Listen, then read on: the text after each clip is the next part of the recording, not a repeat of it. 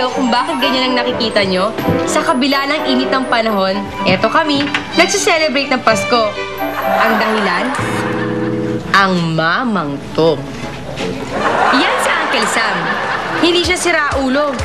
Hindi rin nag-iisip bata at lalo namang hindi siya bangag. I can feel it. I can smell it. Christmas is up in the air. Merry Christmas! O kayong dalawa, bakit hindi kayo tumulong?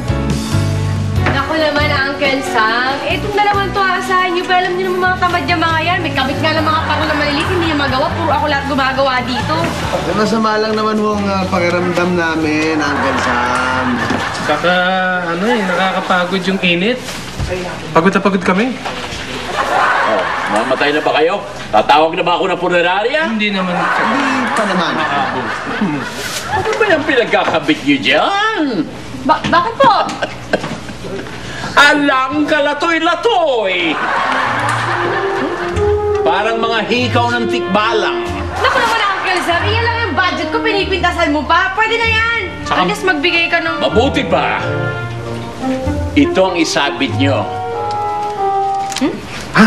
Pesos and dollars! Sabi ko sa tenga ko yan. Lapit ko sa bulsa ko. Akin na.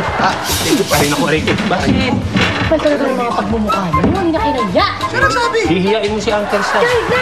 Ano ka na yung masabi sa amin? Pagkara na sasabi nyo. Ito isabit niyo para maging money tree yan. Oo nga.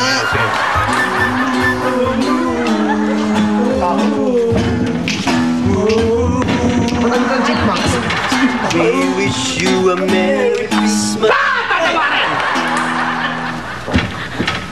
Sige, tuloy niyo. Pagkatapos, bibigyan ko kayo ng tigwa $100. Nag-trip lang ba si Uncle Sam? Hindi. May malalim na dahilan kung bakit feeling niya ay Pasko.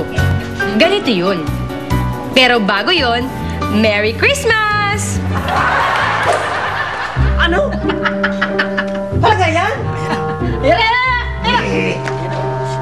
Totoo yun? Oh. Pambira. Yan. Ano? Yan, oh. Yan, lalabas na yan, lalabas na yan. Ganda eh. Yan, lalabas na. Ano nangyari yun? Nanonood eh. Pambira naman yan, oh. Pare! Sige. Ha? Yan, oh. Yan. Tuloy natin ang Okay, kita. thank you. Harap kasi ng Sayang, wala tuloy.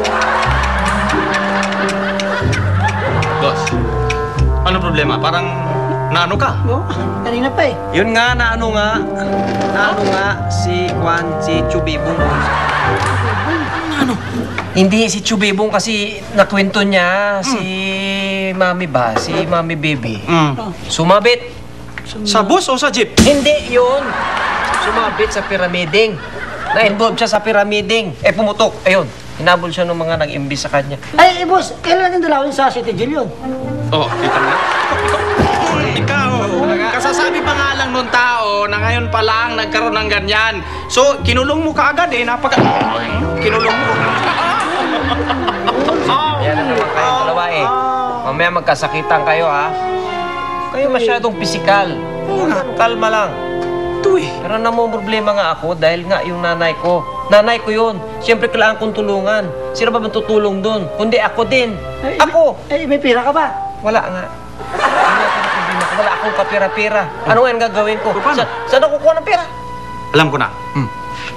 Bakit hindi mo na lang kidnapin yung mga may utang sa kanya? Tapos doon ka humingi ng ransom. O, di ba? Ganda nun. Yung mga taong kumidnap, kidnapin natin doon sa mga pinagkautangan niya, magulo na eh. Ulitin natin. Yung mga tao na kumidnap, na pinagkakautangan. Tapos... Sandali lang. Mahirap eh. Wala akong sinabing kidnap. Oh, hindi ka. Pyramiding ito. Yung mga pyramiding, yung mga taong pinagkakautangan. Oh. Oh, yun ang mga kidnapin natin. Ayun. Alam mo yung maganda dyan? Hindi, yung mga taong pinagkakautangan niya, kidnapin natin. Oh, di ba? Pwede. Tapos, yun ang hinga natin ng ransom. Tama.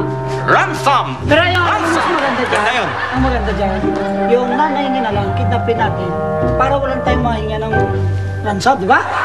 Grabe ka! Tama, di ba? Alam mo, Oo. Mahusay ito. ayos yun. Mahusay Ayos. ito. Mahusay. Ay, wala na tayo. Di ba? Ang ganda ng Diba idea eh. sabi ko sa inyo kanina ha, huwag kayo masyadong pisikal. Hindi.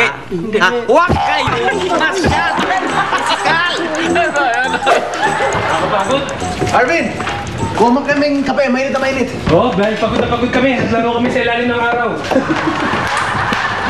O sige, balitaan na lang uli ako ha. Okay, sige. Pagod. Salamat. Oh, sister, sino ba yung kausap mo? Simula sa kabilang kanto, ngayon lang natapos, ang Oo haba. nga eh, ang daldal-daldal eh. Eh, kausap ko yung sekretary nung si Uncle Sam. Eh, ang sabi, magaling na si Uncle Sam, pwede na siyang lumabas. Kasi di mo na itabong na comatose kasi yung uncle namin. Ay, grabe. Alam mo ba ang bait ng Uncle Sam namin na yun? Napakabait. Grabe magbigay ng regalo, lalo na kapag gano'n, pag Pasko. Naman! Oo! Grabe yun. Alam mo, mahal na mahal ko yun. Alam mo, mas lalong mahal ko yun. Dahil kung may bibigay ko lang yung puso ko nung nakomatay siya, binigay ko lang. Oo. Bakit di nyo binigay? Hindi naman puso eh, sa bato may problema. Oo. Ay nako, okay yun na pagaling na si Uncle Sam. Pagkakataon niyo na to, dahil sabi ng secretary niya, magaling na siya. At ang gusto niya, kayong dalawang magbantay sa kanya at mag-alaga. Nirequest niya kayo, kayong dalawa. Hindi ako pwede. Alam mo namang nag-aalaga ako ng bata. Ha? Sino bata? Ikaw! Hindi pwede, may mag-aalaga sa aking bata. Ayun. Pasensya na. Pasensya na, hindi Pagod namin kami. mahirap mag-alaga ng bata. Sumalo ko doon nito mga to. O ikaw nga, mag-alaga ka ng Casey Anyos kung hindi mahirap. Sige, sige, siguro. Sige, tara na. Sige na. Pasensya na. Pasabi na Ay, kay Uncle sandali, Sam. sandali, sandali. Hello? Ganon? Sige. Sige. Ano ba yan, Nicole? Ano ba gagawin natin? Si Uncle Sam kasi uwi dito, may dala daw siyang bag na punong-puno ng pera. Saan nilalagay yung pera na yun? Oh my God, ang hirap buhati mo. Ano oras daw yung dating? Asa na? Susunduin namin eh. Ha? Asa na? Pati yung puso ko ibibigay ko na sa kanya. Sige na. Hindi, hanapin na lang namin. Alam nyo kayong dalawa mga patay, gutom kayo! Mga galing mga sakit!